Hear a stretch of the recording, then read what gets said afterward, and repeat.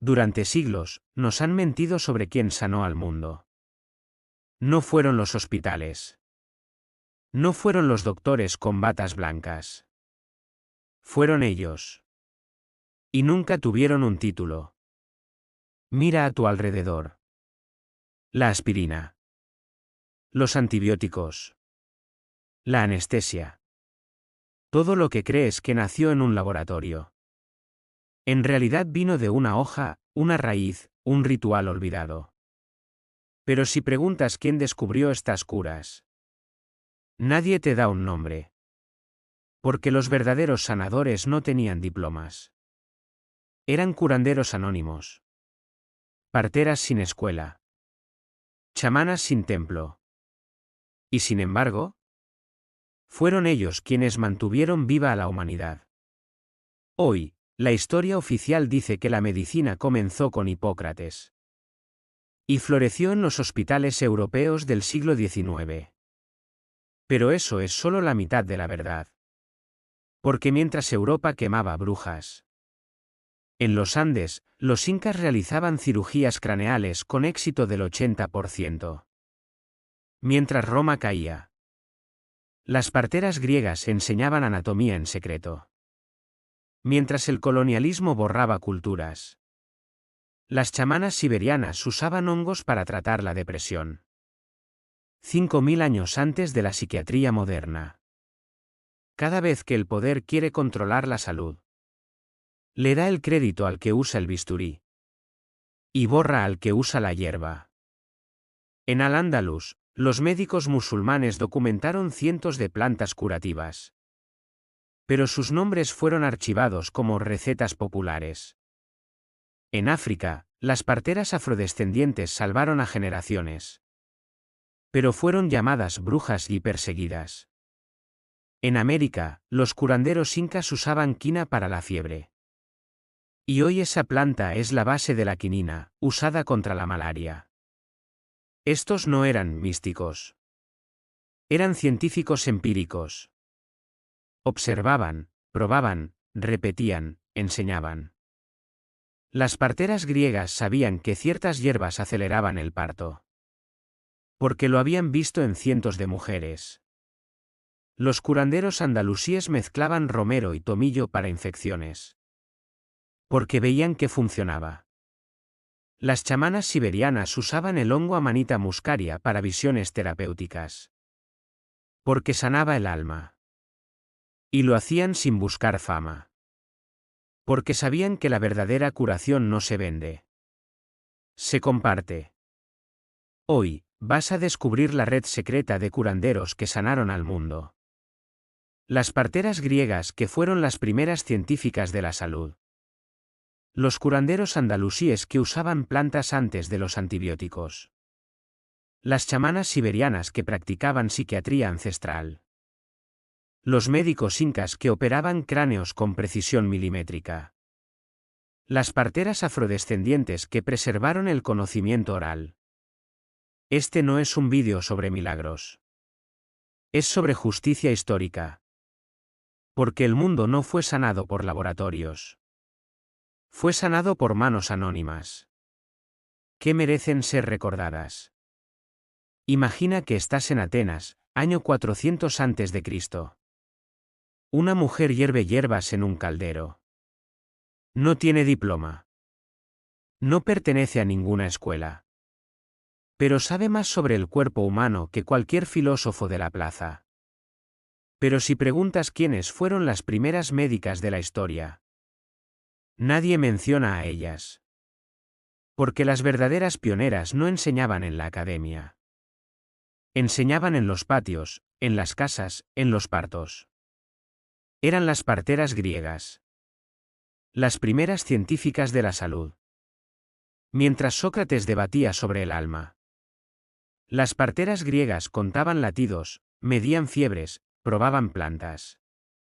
No tenían teorías abstractas. Tenían datos reales. Sabían que el poleo aceleraba el parto. Que la ruda aliviaba los cólicos. Que el hisopo limpiaba heridas infectadas. Y lo sabían no por revelación. sino por cientos de casos observados. Hipatia, siglos después, diría: la ciencia no nace en el trono, sino en la cuna. Y tenía razón. Porque fue en las manos de estas mujeres donde nació la medicina basada en la evidencia. Las parteras no trabajaban solas. Formaban una red clandestina de transmisión oral. De madre a hija. De vecina a aprendiz. De ciudad a ciudad. En Esparta, enseñaban a las mujeres a fortalecer el útero con ejercicios. En Corinto, usaban aceites esenciales para aliviar el dolor. En Mileto, documentaban ciclos menstruales en tablillas de cera. Pero lo más revolucionario fue esto. Enseñaban anatomía sin tabúes. En una época en que los hombres no podían tocar el cuerpo femenino. Ellas lo conocían músculo por músculo, vena por vena. Cuando Hipócrates escribió sus tratados, tomó cientos de observaciones de parteras. Pero nunca citó a ninguna. Porque en Grecia, una mujer no podía ser médica. Solo ayudante de parto. Así, durante siglos, sus descubrimientos se atribuyeron a hombres. Y ellas fueron borradas. Pero los manuscritos secretos sobrevivieron. En el Museo Arqueológico de Atenas, hay una tablilla del siglo V a.C. con dibujos de plantas medicinales. Y una nota al margen. Para mi hija, que sanará sin permiso. Hoy, cada vez que usas menta para el estómago o manzanilla para la ansiedad, usas conocimientos que nacieron en las manos de estas mujeres. En el corpus hipocrático, el 70% de los remedios herbals coinciden con recetas de parteras griegas. Pero solo el nombre de Hipócrates aparece en los libros. Porque la historia prefiere un héroe solitario a miles de mujeres anónimas. En 2023, la OMS reconoció oficialmente a las parteras comunitarias como clave para la salud global. Y en cada parto natural, en cada uso de plantas medicinales, el espíritu de las parteras griegas vive. Porque ellas no solo dieron a luz bebés. Dieron a luz a la ciencia de la sanación. Y lo hicieron sin firmar. Porque a veces, la mayor ciencia no está en los libros, sino en las manos que cuidan. Imagina que estás en Córdoba, año 950 después de Cristo. Un hombre mezcla romero, tomillo y ajo en un cuenco de barro. No tiene laboratorio. No tiene microscopio. Pero está creando un antibiótico natural. 800 años antes de que Alexander Fleming descubriera la penicilina. Pero si preguntas quién luchó contra las infecciones antes de la medicina moderna, nadie menciona a ellos. Porque los verdaderos pioneros no usaban batas blancas. Eran los curanderos andalusíes. Los primeros microbiólogos del mundo. En Al-Ándalus, no había hospitales como los de hoy. Había jardines botánicos conectados a mezquitas y palacios. Y en ellos, los curanderos cultivaban más de 300 plantas medicinales. El romero para la memoria y la circulación. El tomillo para infecciones respiratorias. El azafrán para la depresión. El ajo silvestre para heridas infectadas. Pero lo más asombroso no fue la lista, sino el método. Los curanderos probaban, observaban, comparaban. Si una planta curaba a 10 personas, la usaban. Si fallaba, la descartaban. Era ciencia empírica pura. En los manuscritos del libro de las plantas simples, escrito por Inalbaitar en el siglo XIII, hay una receta llamada aceite de los sabios. Una mezcla de ajo, tomillo y vinagre de vino tinto. Estudios modernos han confirmado que esta mezcla inhibe el crecimiento de Staphylococcus aureus, una bacteria letal incluso hoy. Pero en el siglo X, Los curanderos ya la usaban para tratar heridas de guerra. Y salvaban vidas. Sin saber que era una bacteria. Los curanderos andalusíes no trabajaban en aislamiento. Formaban una red de intercambio con judíos y cristianos. En Toledo, traducían textos griegos sobre plantas. En Granada, compartían recetas con monjas benedictinas. En Sevilla, enseñaban a campesinos a identificar hierbas venenosas. Y lo hacían sin cobrar. Porque en Al-Ándalus, sanar era un acto de fe. Cuando Europa redescubrió la medicina en el Renacimiento, atribuyó todos los avances a Galeno y Hipócrates. Pero ignoró que los textos árabes fueron los que preservaron y ampliaron ese conocimiento. Peor aún, cuando los europeos empezaron a usar plantas como el romero y el tomillo, las llamaron remedios populares. Y borraron su origen andalusí. Solo en 2015, científicos de la Universidad de Córdoba analizaron manuscritos originales y confirmaron que los curanderos andalusíes tenían tratamientos para más de 50 enfermedades infecciosas. Hoy, cada vez que usas aceite esencial de tomillo o infusión de romero, usas conocimientos que nacieron en los patios de Córdoba y en cada jardín medicinal del mundo. El espíritu de los curanderos andalusíes vive. La naturaleza ya tiene la cura. Solo hay que saber buscarla. Porque ellos no esperaron a los laboratorios. Sanaron con lo que la tierra les dio. Y lo hicieron sin firmar. Porque a veces la mayor ciencia no está en el tubo de ensayo, sino en la hoja que crece en silencio. Imagina que estás en Siberia, año 3000 a.C. Una mujer prepara una infusión con un hongo rojo y blanco. No tiene consultorio. No tiene pastillas. Pero está tratando trauma, depresión y ansiedad. Miles de años antes de los antidepresivos. Pero si preguntas quién curó el alma antes de la psiquiatría, nadie menciona a ellas. Porque las verdaderas terapeutas no usaban camisas de fuerza. Eran las chamanas siberianas. Las primeras psiquiatras del mundo. En la taiga siberiana, crece un hongo sagrado, el Amanita muscaria. Rojo brillante, con puntos blancos. Hoy lo conocemos como hongo mágico. Pero para las chamanas, era medicina. Lo usaban en rituales guiados para tratar el duelo tras la muerte de un ser querido. El trauma de la guerra o la caza fallida. La angustia existencial en comunidades nómadas. Y no era alucinación por alucinación. Era terapia guiada. La chamana acompañaba al paciente durante la visión.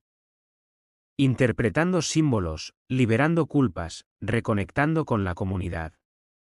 Estudios modernos han confirmado que el Amanita muscaria contiene compuestos que modulan los receptores de serotonina.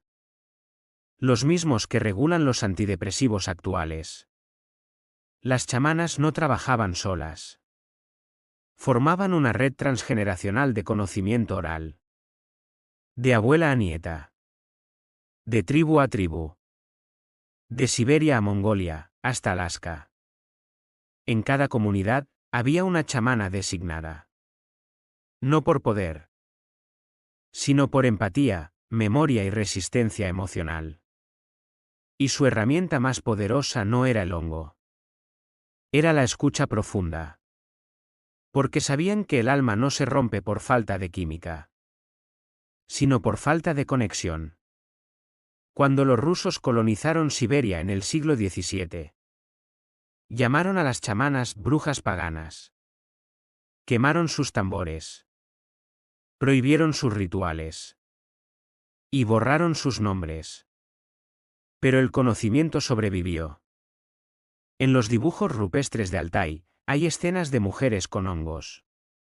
En los diarios de exploradores del siglo XIX, se describe cómo curaban la tristeza del espíritu.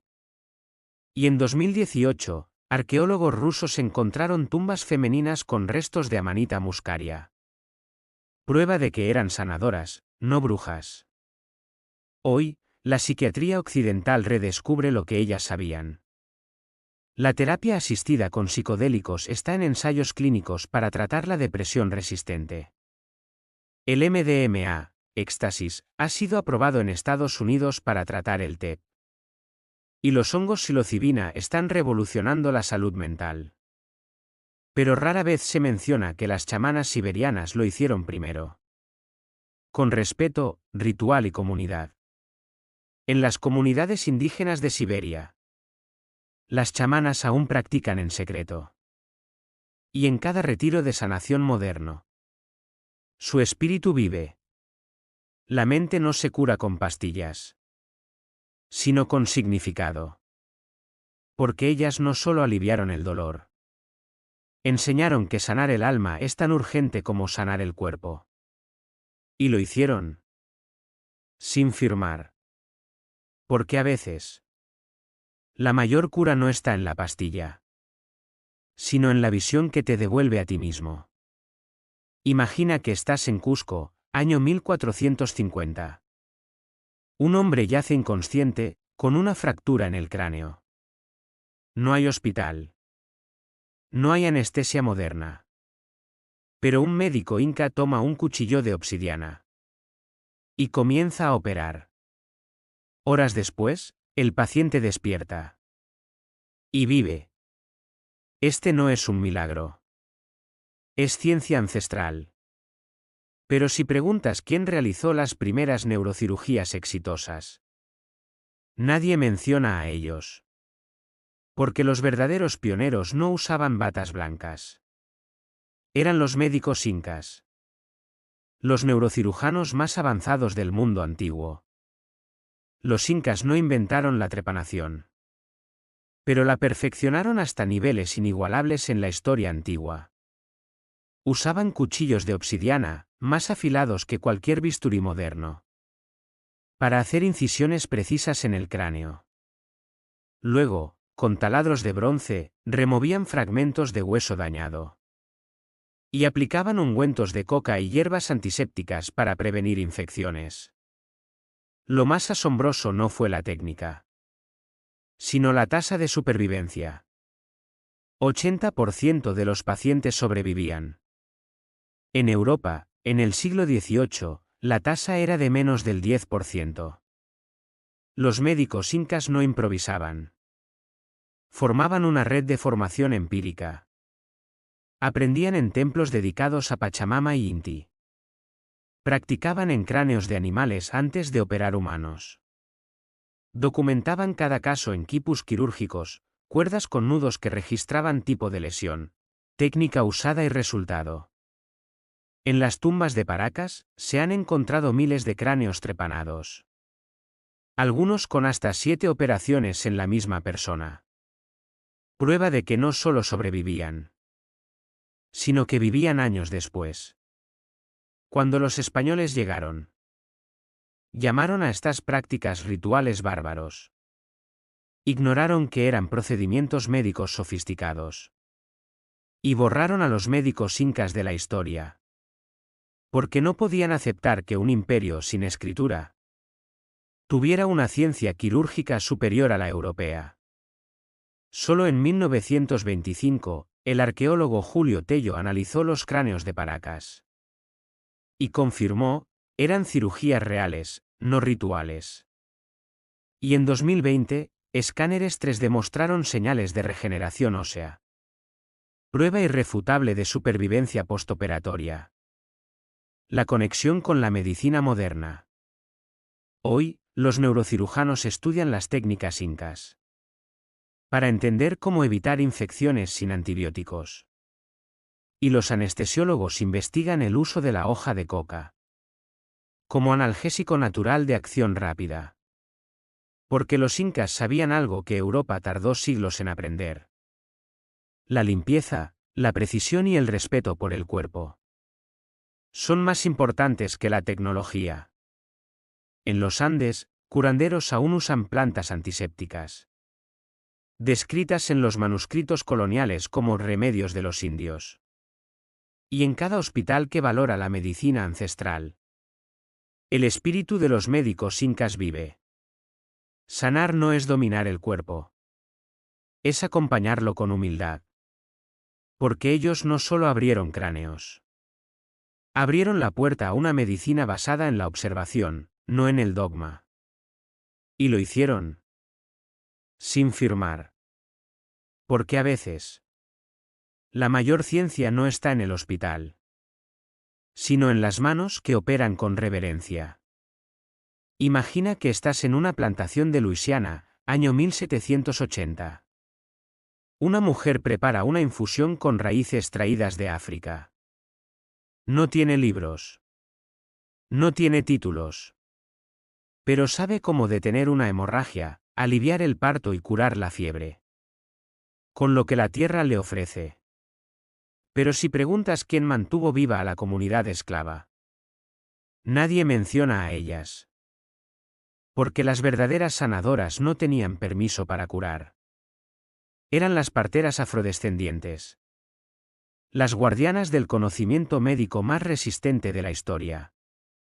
Cuando los africanos fueron secuestrados, no solo trajeron sus cuerpos, trajeron siglos de conocimiento medicinal. En Yorubalandia, las mujeres usaban la hoja de neem para infecciones. En el Congo, la raíz de maca regulaba el ciclo menstrual. En Ghana, el aceite de palma cicatrizaba heridas.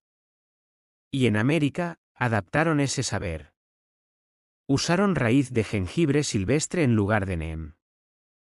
Sustituyeron la maca por raíz de diente de león. Crearon nuevas mezclas con plantas nativas como la salvia y el saúco. Todo esto, sin escribir una sola palabra. Porque les prohibieron leer. Pero no pudieron prohibirles recordar. Las parteras no trabajaban solas. Formaban una red subterránea de conocimiento oral.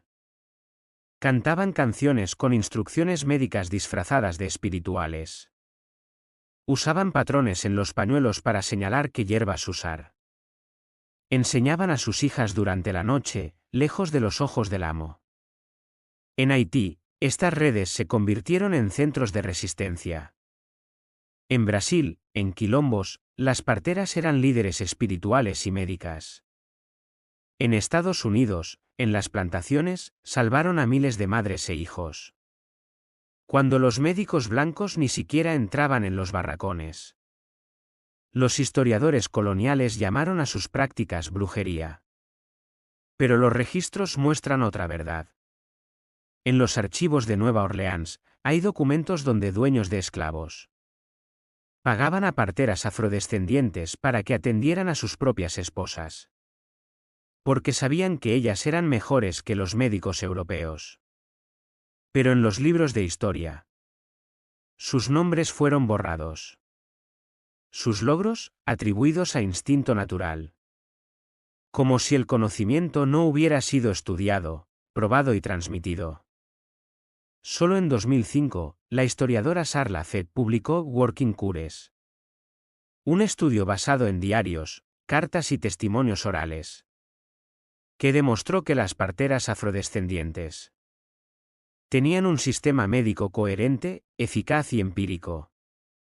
Hoy, en las comunidades afroamericanas del sur de Estados Unidos, ancianas aún enseñan a usar raíz de regaliz para la tos.